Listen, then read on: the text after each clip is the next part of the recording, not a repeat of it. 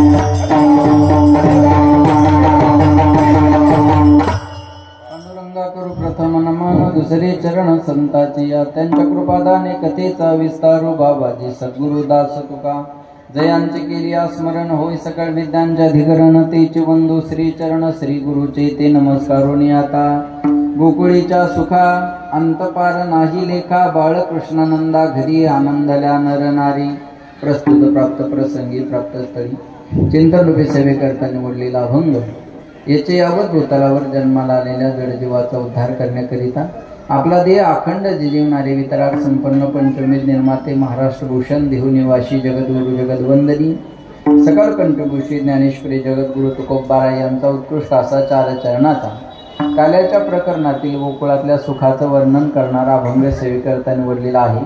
या अभंगावर यथामती यथावकाश जसे जमेल अशा प्रकारे अल्पशा वेळेमध्ये सेवा करण्याचा प्रयत्न करूयात। सेवेपूर्वी परिहार द्यायचा तो म्हणजे असा पुण्यभूमी पावन क्षेत्र निळा या आपल्या गावामध्ये करण्याचा आवाज थोडासा कमी करा।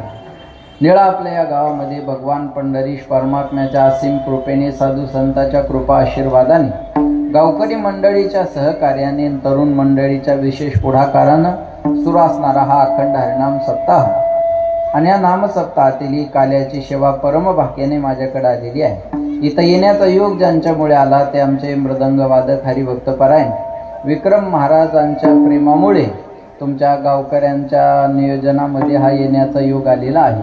त्यानिमित्तानं सर्व गुणीजन महाराज मंडळी मस्तक हे पायावरी या वारकरी संतांच्या मृदंगाचार्य हरिभक्त परायण महाराष्ट्रातील नामवंत मृदंग वादक मृदंग विशारद विक्रम महाराज या ठिकाणी गव्हाणे उपस्थित आहेत। त्यानंतर संगीत विशारद हरिभक्त परायण आमचे शिवाजी महाराज उंडेगावकर आहेत। संगीत विशारद आमचे माऊली महाराज आहेत। संगीत विशारद आमचे भागवत महाराज भास्कर महाराज आहेत। संगीत विशारद गणेश मामा आहेत। आदी करून सगळे महाराज मंडळी ज्यांचे या कार्यक्रमाला आशीर्वाद आहे ते थोड्याच वेळात त्यांचं आगमन होणार आहे। जीवनदासजी बाबा आणि तदनंतर आपले नारायण बाबाही उपस्थित आहेत आणि उपस्थित तुम्ही सर्व श्रोते मंडळी सर्वांना धन्यवाद। रात्री पाऊस होता, मला वाटतं सकाळी पाऊस होता, पण तरुण पोरांनी इथं JCB ट्रॅक्टर लावून सगळी बसण्याची व्यवस्था छान केलेली आहे. त्या तरुणांसाठी एकदा जोरदार टाळ्या सर्वांनी वाजवा. आणि पहिलं प्राधान्य लेडीज फर्स्ट आहे का नाही? पहिलं प्राधान्य महिलांना बसायला जागा दिलेली आहे. आणि फक्त तुम्हाला कमीच राहू द्या थोडा, पहिल्यांदा बसायला महिलांना, मी जोरात बोलतो तुम्ही आवाज कमी राहू द्या. महिलांना बसायला पहिले जागा दिलेली आहे. फक्त आता तुम्हाला जागा छान मिळाली तर सर्वांगाचे कान करून ऐका. आणि आता पावसाचं वातावरण जरी असलं तर पाऊस काही येणार नाही. आता कीर्तन होईपर्यंत थेंबभर सुद्धा पाऊस येणार नाही, त्याची काळजी करू नका. बरोबर आहे ना? आणि आला तर बंद करू, एवढी ताकद मिळाली ना, लक्षात ठेवा. पण अपेक्षा करूयात निळकंठेश्वराला की बाबा तुझ्या जेटेतली गंगा आता 2 तास शांत ठेव. बरोबर आहे ना? 6 महिने झाले आता आम्ही याचा अनुभव घेतोय. आता निदान 1-2-3 तास तरी आता ही गंगा शांत करा, एवढी निळकंठेश्वराला भगवंताला प्रार्थना करूयात. आणि पुन्हा एकदा सर्वांना धन्यवाद आणि सेवेला सुरुवात. विठ्ठला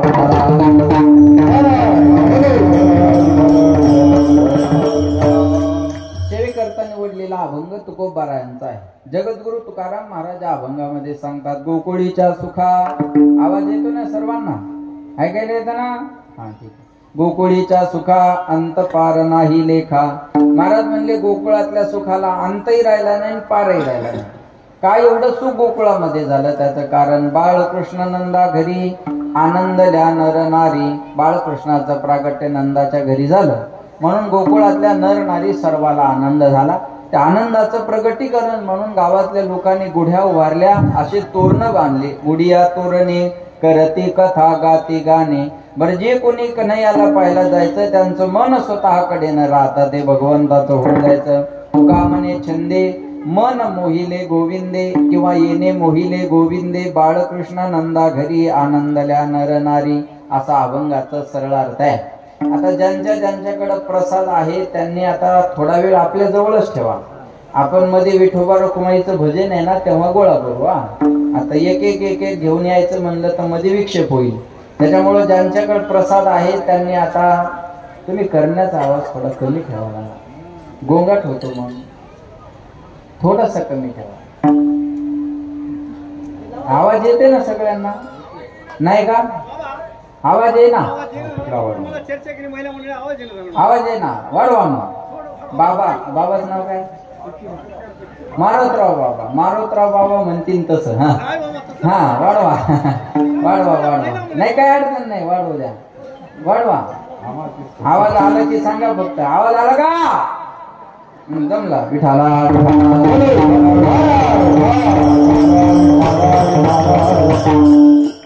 गोकुळीच्या सुखा अंतपार नाही लेखा. बाळकृष्णानंदा, जमलं का? बाळकृष्णानंदा घरी आनंदल्या नर नारी. लक्ष द्या माझ्याकडे. तुकाराम महाराज अभंगामध्ये गोकुळातल्या सुखाचं वर्णन करतात. वारकरी संप्रदायाचा कोणताही सप्ताह म्हणलं की त्याची सांगता समारोप हा काल्याच्या कीर्तनानं असतो. काल्याचं कीर्तन म्हणजे भास्कर महाराज समारोपाचं कीर्तन. जसं मंदिराच्या सर्व बाजूचं वर्णन वेगळं असतं आणि कलशाला वेगळं स्थान असतं, तसं वारकरी संप्रदायाच्या सप्ताहामध्ये काल्याच्या कीर्तनाला कलशाचं स्थान आहे. बोलत चला माऊल्या, मंदिर पूर्ण झाले हे आपण कधी म्हणू शकतो? बोला. मंदिर पूर्ण झालं हे कधी म्हणू शकतो आपण? कलश बसल्यावर. बोलत झाला, जे बोलता येते माहित आहे ते बोला. मंदिर पूर्ण झाले हे कधी म्हणू शकतो आपण? कलश बसल्यावर. तुमचा हप्ता जमा झाला नाही का?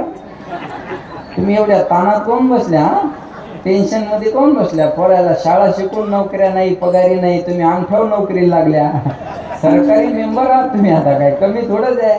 मोकळं बोला. नाही, मंदिर पूर्ण झाले आपण कधी म्हणू शकतो? कलशारोहण झाल्याच्या नंतर. देवळाच्या कामा कलशू. कलशारोहणाशिवाय मंदिराला पूर्णत्व नाही. नदीचं वाहन कुठपर्यंत असतं? बोला. समुद्राला जाऊन मिळेपर्यंत. तुका म्हणे गंगा सागर संगमी, अवघ्या झाल्या उर्मी एकमय किंवा एकसव. नदीने समुद्राला जाऊन मिळणं तिथं पूर्णत्व आहे.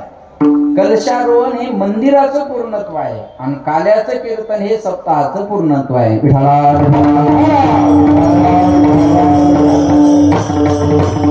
रोजचं कीर्तन वेगळं आणि आजचं कीर्तन वेगळं. रात्रीचं कीर्तन असेल तर कीर्तनकार बिनधास्तपणे सर्व विषयाला अनुसरून बोलू शकतो, पण आजच्या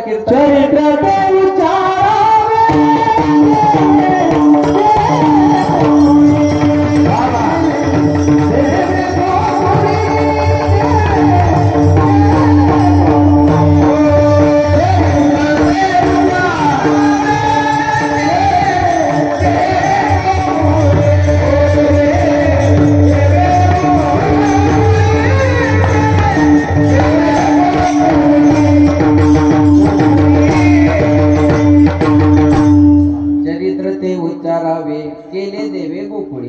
भगवान श्रीकृष्णानं जे गोकुळामध्ये चरित्र केलं त्या चरित्राचा आपल्याला सप्रेम उच्चार करायचा, आचार करायचा नाही. माझ्याकडे लक्ष द्या. आचार रामाच्या चरित्राचा करायचा.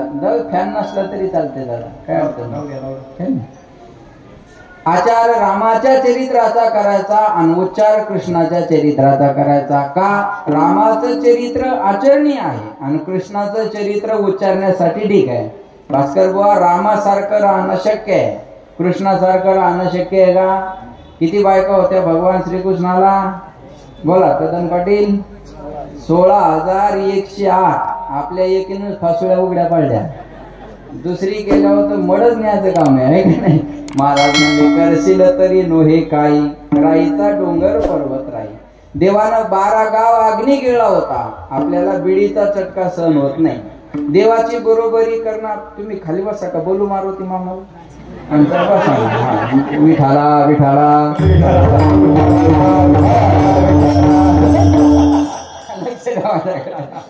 देवानं 12 गाव अग्नी गिळला होता, आपल्याला बिडीचा चटका दिला तर आपण 3 उड्या मारू. देवाची बरोबरी करणं आपल्याकडून शक्य नाही, म्हणून या चरित्राचा आपल्याला उच्चार करायचा, आचार करायचा नाही. लक्ष द्या. त्या अगोदर काला या शब्दाचा अर्थ लक्षात घ्या. काला या शब्दाचा अर्थ काय होतो? काला शब्दच कसा तयार होतो सर? का अधिक आला बरोबर काला. जन्माला काला याचा खऱ्या अर्थाने विचार करणं म्हणजे काला. मी कुठून आलो, मी कोण आहे, मी कुठून आलो, मला काय करायचं, मला कुठं जायचं, या 2-4 गोष्टीचा विचार करणं म्हणजे काला. नारायण बाबा, कोहम कतमिदम जातम कोवै करतास्य विद्येने. आहे मी कोण, कोणी गावीचा, एकटा ठाईचा ठाई एक. कोणत्या गावचा आहे, कुठून आलो, काय करायचं, कुठं जायचं, या 2-4 गोष्टीचा विचार करणं म्हणजे काला. आपण कुठून आलो म्हणूनच प्रसिद्ध झालं. अहो कुठून, बरोबर आहे ना? आपण कुठून आलो, आपल्याला काय करायचं आणि आपल्याला कुठं जायचं याचा विचार करणं म्हणजे काला. काला 3 देहाचा होत असतो. जाणकार लोक आहेत. सूक्ष्म देहाचा काला वेगळा, कारण देहाचा काला वेगळा आणि स्थूल देहाचा काला वेगळा. काला 3 पद्धतीचा होत असतो. दही भाताचा खिचडी काला 1, हरिनामाचा खिचडी काला 2 आणि तुका म्हणे काला कोठे आभेद देखिला, आभेदाचा काला 3. हरिनामाचा काला, दही भाताचा काला आणि आभेदाचा काला. बोलत चला माय. चुकलं तर चुकू द्या, मी काही तुमचा अपमान करणार नाही, पण हो नाही काहीतरी बोला. दहीन लाही एकत्र केली की त्याला काय म्हणतात? बोला जरा जोरात बोला. तुम्हाला बोलता येतं ना? नवऱ्याला जेवढं जोरात बोलता तेवढं तर जोरात बोला. त्याचा तर आवाज एका मिनिटात दाबते म्हणा. इथं कशी बोलू तशीच बोल मा आता. दहीन लाई एकत्र केली की त्याला काय म्हणतात? काला. दूध आणि भाकरी एकत्र केली त्याला काय म्हणतात? काला. दारून पाणी एकत्र केलं हा कालवा. हा काला नाही. दही आणि लाई एकत्र केली की त्याला काला म्हणतात. आता याच्यातलं दही कोणतं आणि याच्यातली लाई कोणती? ऐका. नामाचं दही आणि प्रेमाची लाही एकत्र करणं म्हणजे काला. म्हणजे नाम मुखाला यावं आणि त्याच्यात प्रेम निर्माण व्हावं, हे ज्या दिवशी घडेल त्या दिवशी काला. हरिनामाचा खिचडी काला, पण प्रेमे मोहिला साधने. महाराज म्हणले पुढं काय आहे? प्रेम आहे. नाम मुखाला यावं, त्याच्यात प्रेम निर्माण व्हावं, हे ज्या दिवशी घडेल त्या दिवशी काला. आता नाम मुखाला येणं सोपं आहे का अवघड आहे? पुरुष मंडळ बोला. राम म्हणणं सोपं आहे का अवघड आहे? सोपं आहे. राम म्हणणं सोपं आहे, पण राम मुखाला येण्यासारखं अवघड जगात काम नाही. अनंत जन्मीचे अनंत जन्मीचे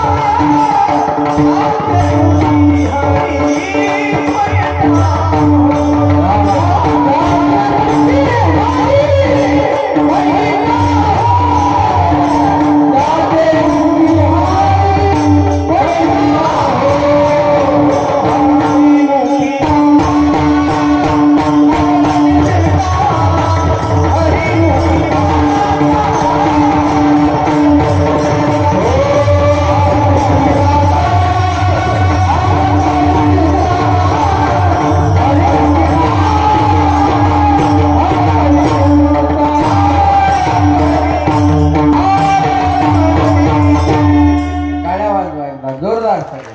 महाराज म्हणले अनंत जन्मीचे सुकृत पदरी त्याचे मुखी हरी पैठा होय. हरिमुखी गाता हरपली चिंता. बहुत सुकृताची जोडी म्हणून विठ्ठली आवडी. तरीच जिव्हाग्री नाम येईल श्रीरामाचे. एवढं मोठं आहे. महाराज म्हणले देवाचं नाव मुखाला येणं अवघड आहे. बर देवाचं नाम मुखाला येणं अवघड, त्याच्यात प्रेम निर्माण होणं त्याच्यापेक्षा अवघड. काही म्हणतात आम्ही रागात गातो. रागात गाण्यापेक्षा अनुरागात गा. काही म्हणतात आमची नेमाची वारी आहे. मग हंतू काय कोणाला? नेमाची वारी केल्यापेक्षा प्रेमाची वारी करा. थोर प्रेमाचा भोगेला हाचे दुष्काळ तयाला. म्हणून म्हणतात जो प्रेम गली में आए नहीं प्रियतम का ठिकाना. क्या जाने जिसने कभी प्रेम किया ही नहीं वो प्रेम निभाना. क्या जाने जो प्रेम गली में जो वेद पढ़े और भेद करे. जो वेद पढ़े और भेद करे मन में नहीं निर्मलता आए. कोई कितना चाहे ज्ञान कहे भगवान को पाना. क्या जाने जो प्रेम गली में काहे तेरे अखियों में पानी. काहे तेरे अखियों में पानी पानी पानी. कृष्ण दीवानी मीरा प्रेम दीवानी. दीवानी दीवानी दीवानी ओ मीरा प्रेम दीवानी. ओ मीरा कृष्ण दीवानी. दीवानी दीवानी मीरा दीवानी मीरा प्रेम दीवानी. काहे तेरे अखियों में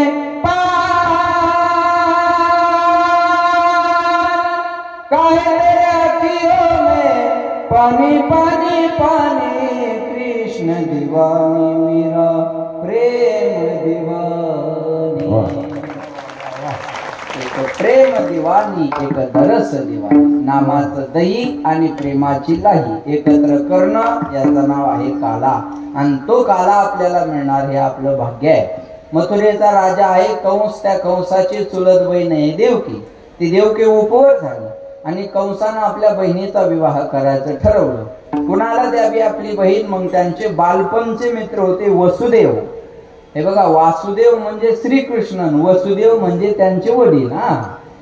वसुदेव बालपणचे मित्र होते. त्या वसुदेवासोबत देवकीचा विवाह करायचं ठरवलं. शिवाजी बुवा थाटामाटात दोघांचा विवाह सोहळा पार पडला आणि दुसऱ्या दिवशी गावातून आनंदानं वरात निघाली. वरात कळते ना सगळ्यांना? वरात कळते ना? तेवढंच कळतं म्हणावं, बाकीचं काही कळत नाही. गावातून वरात निघाली आणि ऐन गावाच्या मधोमध वरात आली. त्या वरातीमध्ये एक विरजण पडला. आकाशवाणी झाली. हे मूर्ख कंसाच्या बहिणीची तू एवढ्या आनंदानं वरात काढत आहे. तिच्या पोटी येणारा 8वा मुलगा तुझा वध करणार आहे. आकाशाची वाणी सांगत असे कंसा मानी हा भरवसा बोलण्याचा. आकाशवाणीने सांगितलं कंसा तो मायावर भरोसा नाही का? मानी हा भरवसा बोलण्याचा. हिच्या पोटी येणारा 8वा मुलगा तुझा वध करणार आहे. हिच्या पोटी येणारा 8वा जर मला मारणार असेल तर हिला जिवंत कशासाठी सोडायचं? तलवार काढली. घेऊन या खडग माराया धावला. पण हात तो धरेला वसुदेवे. वसुदेवानं हात धरला आणि सांगितलं हे वेड्या, ही तुझी बहीण आहे. बहिणीला मारल्यानंतर तुझ्या नावाला कलंक लागेल. मरावं तर कधी ना कधी लागणार आहे, पण कलंकित होऊन मरू नका. हे बघा समजून सांगण्याच्या पद्धती आहे. साम दाम दंड भेद. ज्याला जी भाषा कळल त्याला त्या भाषेत सांगितलं पाहिजे. Tit for tat. जसं तसं उत्तर माणसाजवळ असलं पाहिजे. काही म्हणतात माणसाच्या या गालात मारली की हा गाल पुढं करा. तो जमाना राहिला नाही आता. या गालात मारली की त्याच्या दोन्ही गालात मारा हा जमाना आहे सध्या. हा टाळ नुसता वाजवताच नाही आला पाहिजे, या टाळानं कधी कधी वाजवता बी आलं पाहिजे. झेंडा नुसता खांद्यावर घेऊन नाही चालता आला पाहिजे, तर धर्मासाठी तो उलटा करण्याची वेळ आली तरी केला पाहिजे. कारण शस्त्र आणि शास्त्र यानं देश चालत असतो. तुकाराम महाराज होती शास्त्राची भाषा आणि छत्रपती शिवाजी महाराज होती शस्त्राची भाषा. छत्रपती शिवाजी महाराजाला तुकाराम महाराजानं कधी तलवार ठेवण्याचा आग्रह धरला नाही. माझं बोलणं लक्षपूर्वक आहे का? विठाला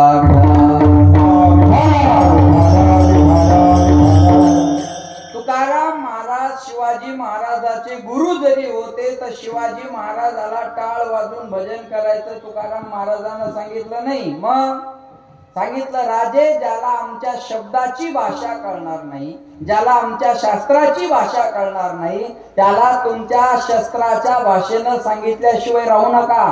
भगवान श्रीकृष्णाजवळ जशी बासरी आहे तसं सुदर्शन बी आहे. भगवान श्रीकृष्ण काय बासरीच वाजवत नाही बसले, वेळ प्रसंगी सुदर्शनाला सुद्धा इशारा केला. भगवान शंकर निळकंठेश्वराजवळ काय वाजवायसाठी? बोला, डमरू आहे. पण डमरू कशाला बांधलेलं आहे? त्रिशूळाला बांधलेलं आहे. येणाऱ्यांनी ठरवा, डमरूचा आवाज ऐकायचा का त्रिशूळाचा प्रसाद घ्यायचा? माझ्याकडे दोन्ही बी आहे. कळलं माझं बोलणं? आपल्या नवदुर्गेच्या हातामध्ये शस्त्रास्त्र आहे. तुम्हाला पांडुरंग सोडला तर एक बी देवनी शस्त्र दिसणार नाही. एक दूध सुद्धा. प्रत्येक देवाच्या हातात शस्त्रास्त्र आहे. कशामुळं? फोटो चांगला निघाव म्हणून? नाही. अरे आपल्याला हा संदेश आहे. शस्त्र आणि शास्त्र यानं देश चालत असतो. जिथल्या तिथं त्या गोष्टी महत्वाच्या असतात बरं का. आता टाळ पकवात घेऊन सीमेवर गेले तुम्ही, ज्ञानबा तुकाराम, एका गोळीत मरशील, तिथं काय ज्ञानबा तुकाराम, तिथं रणगाडा, AK-47 रायफल गन ह्या गोष्टी गरजेच्या आहे. जशाच तसं असणं गरजेचं असतं. महाराज लक्षात ठेवा. वसुदेवाने विचार केला, ताकदीचा निभाव कंसापुढे आपला लागणार नाही, मग आपण युक्तिवाद केला पाहिजे. काय युक्तिवाद केला बघा, माझ्याकडे लक्ष द्या. सांगितलं, वेड्या तुला हिच्यापासून भीती नाही ना, हिला होणाऱ्या मुलापासून भीती आहे. मग एक काम कर ना, आम्हाला दोघाला बंदी शाळेत ठेव. बंदी शाळेत म्हणजे नजर कैद येता. आम्हाला दोघाला बंदी शाळेत ठेव, जे मुलं होतील ते तुला आणून देतो. बहिणीचा जीव वाचेल, शत्रू संपून जाईल, नावाला कलंक लागणार नाही. वसुदेवाला ही गोष्ट पटली, कंसाला ही गोष्ट पटली, वसुदेवानं सांगितलेली, आणि दोघांना बंदी शाळेत ठेवलं. पहिला मुलगा झाला मावल्यावर वसुदेवानं तो मुलगा कंसाकडे घेऊन आला. कंसानं त्या निरागस मुलाकडे पहिल्यांदा आला. मला आठवा मारणार आहे ना, मग या पहिल्याला मारून काय करायचं? माघारी घेऊन जायला सांगितलं. म्हणले याला माघारी घेऊन जा. पण ही गोष्ट नारदाला कळाली. नारद म्हणले, हा असाच जर पुण्य करायला लागला तर याच्या पापाचा घडा भरणार नाही, आणि याच्या पापाचा घडा भरला नाही तर देव अवतार घेणार नाही. नारद लगेच हजर. नारद कोणाला म्हणतात? जिसकी कोई भी बात कभी रद्द नहीं होती उसे नारद कहते हैं. ज्याची कोणतीच गोष्ट कधी रद्द होत नाही तो नारद. आमच्या गावात एकाच्या पोराला पाहुणे पाहायला आले, आणि ते वट्यावर बसलेला नारद. प्रत्येक गावाला एक वट्टा असतो बघा, आणि त्या वट्यावर गावातली IAS, IPS, IG, DIG असे MPSC, UPSC उत्तीर्ण झालेले विद्यार्थी बसलेले असतात. उसण्यात तंबाखूला उसनात चुना लावून गावातल्या कुच्या निंद्या त्या वट्यावर चालतात. हे गावातले CCTV कॅमेरेच, कोणाच्या घरी कोण आलं, किती वाजता आलं, केव्हा गेलं, हे सगळं यायला विचारायचं. पहा मग ते गावात वट्यावर बसलेला नारद त्या पाहुण्याला म्हणे, कस काय येणं गेलं? पाहुणे म्हणले, शामरावचा पोरगा पाहायला आलो. वट्यावर बसलेला नारद म्हणे, शामरावचा पोरगा? त्याच्या पोराला तर घुरा येत आहे. मोडली सोय. पाहुणे तिथूनच घराकडे. बरोबर आहे ना? महाराज म्हणले, अरे वाटोळ केलं त्याच्या जीवनाचं, लक्ष देऊ नये का? नारद म्हणले, वेड्या, कोणताही पहिला होऊ शकतो आणि कोणताही आठवा होऊ शकतो. पुण्य सारावया भेटे देव ऋषी, वधी बाळ काशी ठेवू नको. मुलाला घेऊन यायला सांगितलं, गरगर फिरवलं, शिरेवर आपटलं, मारून टाकलं. असं 1, 2, 3 नाही. होताची प्रसूत नेवोनिया देत, साही मारित दुराचारी. 6 मुलं दुराचारी कंसानं मारले. 7वा गर्भ योग मायेनं रोहिणी मातेच्या उदरात नेऊन घातला. आता 8वा जन्माला येणार. देवकीचे तेज दिशे जैसा सूर्य, कंसाचे हृदय जळतसे. आता देवकी मातेचं तेज एखाद्या सूर्याप्रमाणे दिसत होतं. लख प्रकाश बंदी शाळेमध्ये पडला आणि 8 वर्षाची चतुर्भुज मूर्ती देवकी वसुदेव यांच्या समोर उभी राहिली. देवकी वसुदेवानं सांगितलं, देवा तुम्ही लहान होऊन जन्माला यावं म्हणून आम्ही तप केलं. तुम्ही 8 वर्षाचे झाल्यावर तुम्हाला आमचं पोरग कोण म्हणेल? भगवंत म्हणले, मी लहान होणार आहे, पण त्या अगोदर भास्कर महाराज मला तुम्हाला काहीतरी सांगायचंय. बाबा माझा जन्म झाल्यावर मला इथे नंदाच्या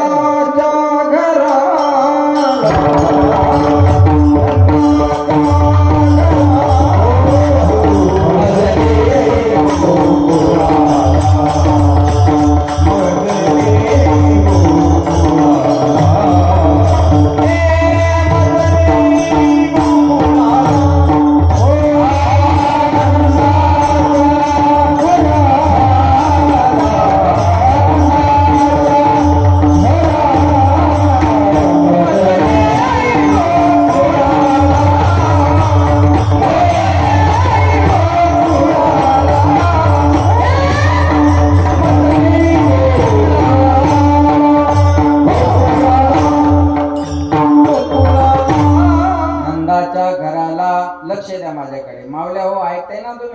माझा जन्म झाल्यावर मला इथं जेवायचं नाही. मला कुठं न्या? नंदाच्या घराला. मला नेई गोकुळाला.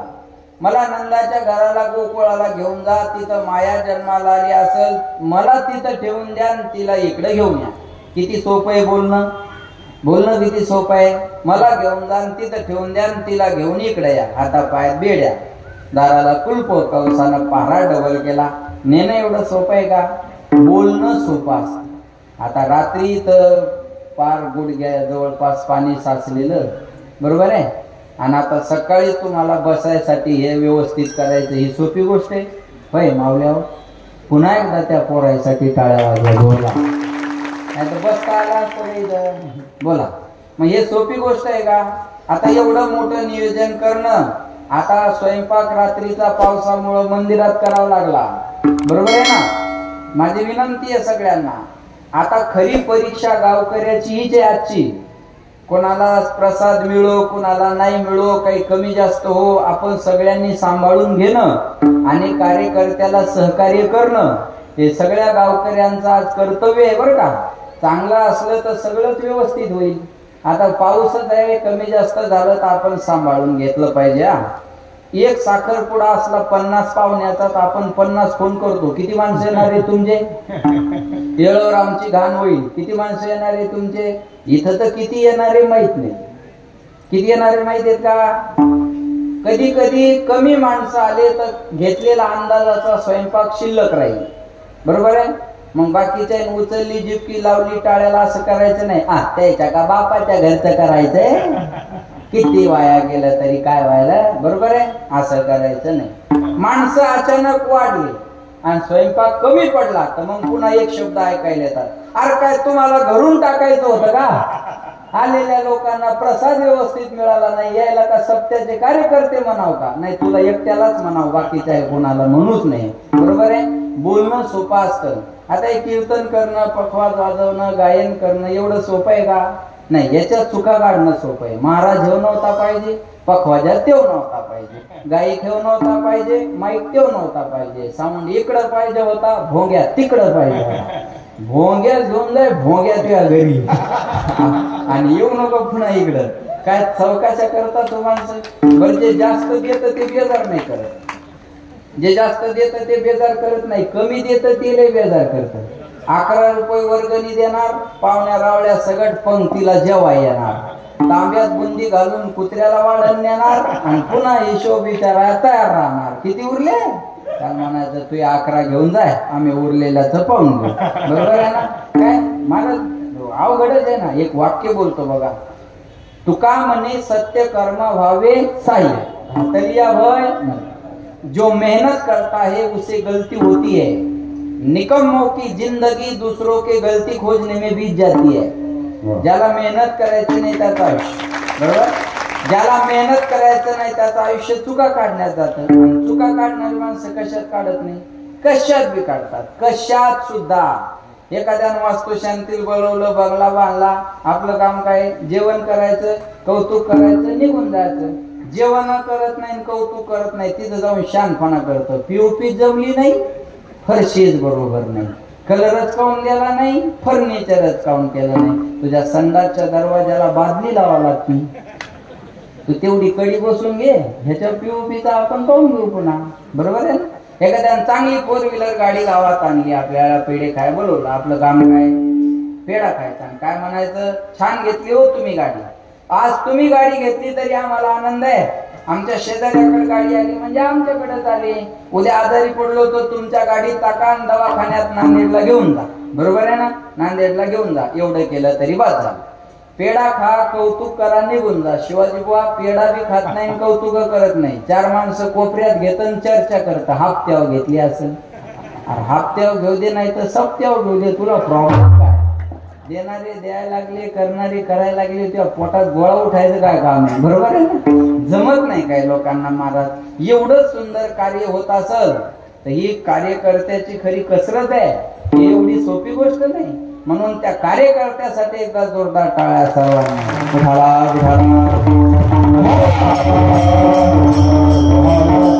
धावपळ केल्याशिवाय होतं का. बोला आता मारुती मामा आल्या म्हणले वा आम्हाला चांगलं ऐकू द्या. बरोबर. सगळीकडे लक्ष आहे का नाही. किती बारीक लक्ष आहे त्या माणसाचं. पहा ह्या बाया दिसना म्हणून आमच्या युट्यूब वाल्याला म्हणले तू खाली बस पहिल्या. बरोबर आहे ना. त्याला खाली बसवलं. तिकडे एक उभे होते दाजी, त्याला बसवलं.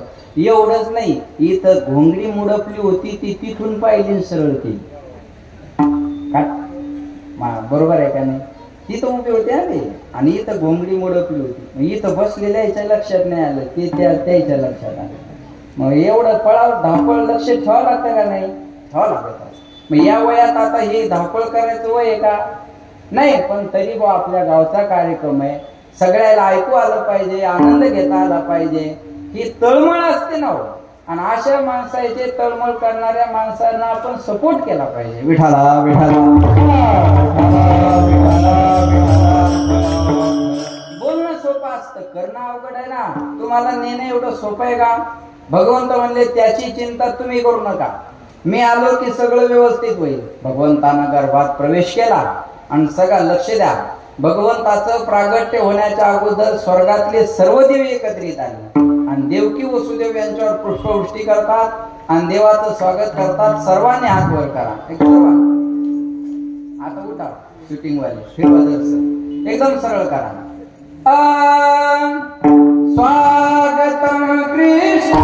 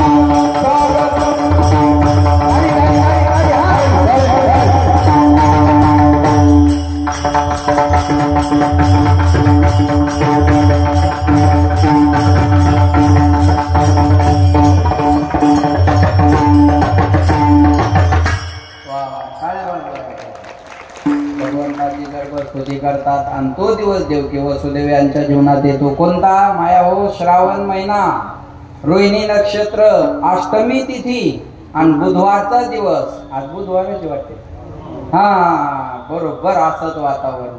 बुधवारचा दिवस आणि रात्री 12च्या टायमाला भगवंताचं प्रागट्य झालं. उचलीला कमळापती, पायीची बंधने गळती, आपोआप हातापायातल्या बेड्या तुटल्या. म्हणते असे रक्षपाळ, ते म्या मोहिले सकळ. द्वारपाळ झोपी गेले, कुलप आपोआप उघडले.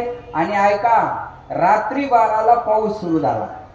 रात्री पाऊसच होता ना, हा पाऊस सुरू झाला. भूमीवरी सडे, केशर कस्तुरी, नद्या वाहता ती दोहे थड्या. भगवंताचं जेव्हा प्रागट्य झालं तेव्हा सगळीकडे पाऊस सुरू झाला बरं का. आज पाऊस पडतो हे देवाचं वातावरण असंच त्या दिवशीचं लक्षात ठेवा. भगवंताला टोपलीमध्ये टाकलं आणि गोकुळात घेऊन आले. गोकुळात काय झालं बघा, ती माया जन्माला आली होती. माया जन्माला आली म्हणून गोकुळातल्या सर्वाला झोप लागली. वसुदेवानं काय केलं, देवाला तिथं ठेवलं, मुलाला तिथं ठेवलं आणि मायेला घेऊन मथुरेत आले. मथुरेत काय झालं आपल्याला पाहायचं नाही, गोकुळात काय झालं आपल्याला पाहायचं. कुठं चालली होई हो दाजी, दाजी दाजीचं काही लक्ष नाही. विठाला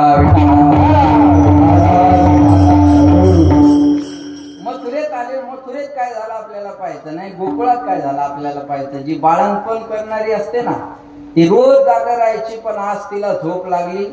तिला आमच्या गावाकडे दायन म्हणतात. तुमच्या इकडं दायनच का, काढळण दायनच ना. हा, ती रोज जागा राहायची, पण आज तिला झोप लागली. पहा तिथं काय, यशोदा मातेच्या समोर मुलगा पडलेला. तिच्या दायननं पाहिलं आणि तिला एवढा आनंद झाला. तिला असं वाटलं ही बातमी मी कधी नंद बाबाला जाऊन सांगते. पळतच गेली, बाबा बाबा बाबा बाबा बाबा बाबा. नंद बाबा गाईच्या गोठ्यात होते. अरे बोल छोरी का भयो, ही देवाच्या गावची भाषा आहे वृंदावनची.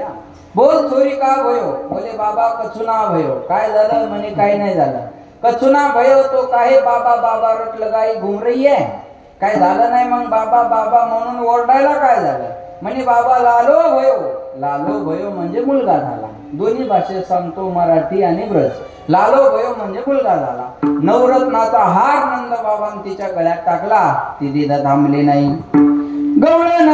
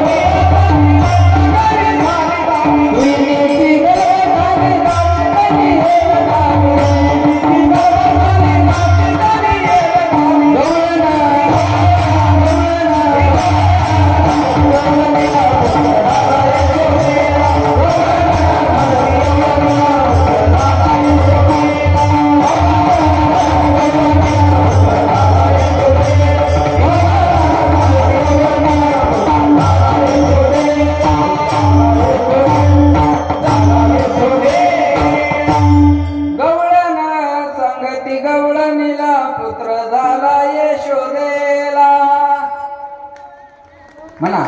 गवळण सांगती गवळणीला पुत्र झाला यशोदेला.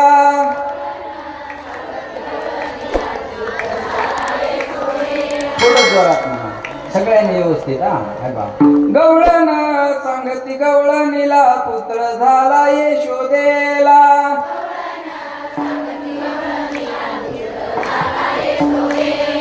एक धावी एकी पुढे वाटी ताटी सुंट वडे. गवळण सांगती गवळणीला पुत्र झाला